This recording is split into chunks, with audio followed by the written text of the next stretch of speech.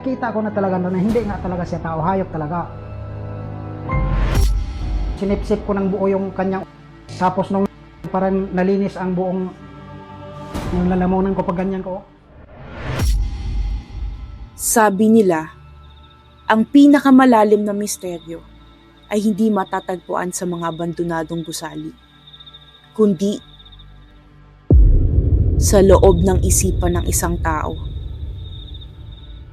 Noong March 11, 2018, sa isang masikip na eskenita sa Quezon City, isang sigaw ang bumasag sa katahimikan ng gabi.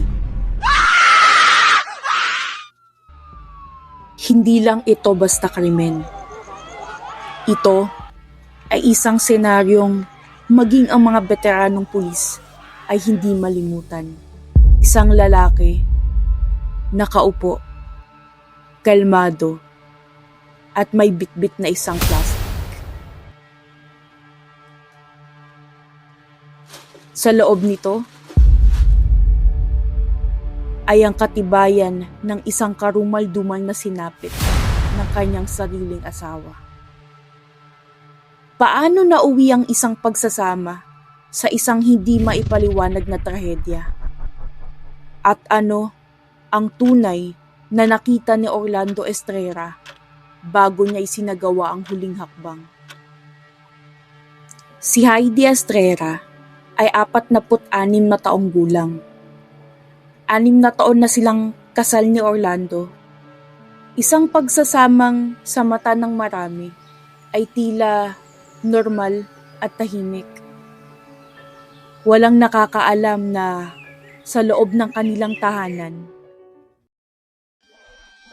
may namumuong dilim sa kaisipan ni Orlando.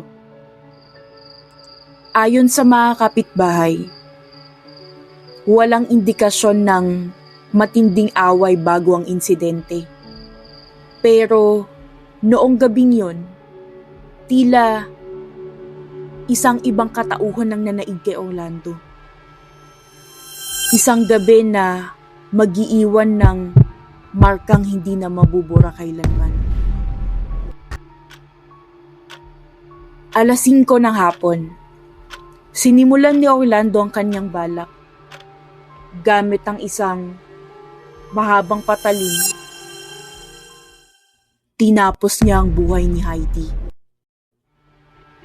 Pero ang sumunod na mga detalye ay ang dahilan kung bakit niyanig ang buong bansa. Hindi lang siya basta pinaslang, maging ang kanyang katawan ay naging bahagi ng isang ritual na tila nanggaling sa isang masamang panaginip. Dumating ang mga otoridad. Walang bakas ng pagsisisi si Orlando. Sa kanyang testimonya, Talaga na hindi nga talaga siya tao, hayop. Kasi ang nasa loob talaga niya, hindi talaga siya tao. Hayop talaga siya kasi ang mukha niya may balahibo, tapos yung balat niya, imposible naman talaga nung talaga na hindi nga talaga siya tao, hayop talaga. dito pumasok ang pinaka malaking tanong. Bakit negatibo si Orlando sa lahat ng drug test? Ayon sa mga eksperto, posibleng dumaranas siya ng psychosis. Isang kondisyon kung saan ang isang tao ay tuluyang nawawalan ng koneksyon sa realidad. Sa kanyang paningin, hindi siya pumatay ng tao. Nililinis lang daw niya ang mundo mula sa isang masamang espiritu. Kasong ito ay naging mitya ng malalim na usapin tungkol sa mental health at sa panganib na pwedeng idulot ng isang isipang tuluyan ng bumitaw sa realidad. Ang kwento ni Orlando Estrera ay nananatiling isa sa pinakamadilim na kabanata ng Philippine True Crime. Isang paalaala na kung minsan, ang tunay na dapat nating katakutan ay hindi ang mga multong nasa labas, kundi ang dilim na kayang itago ng isang tao sa kanyang puso. Ano ang inyong pananaw? Hustisya nga ba ang nakuha? O biktima rin si Orlando ng sarili niyang isipan?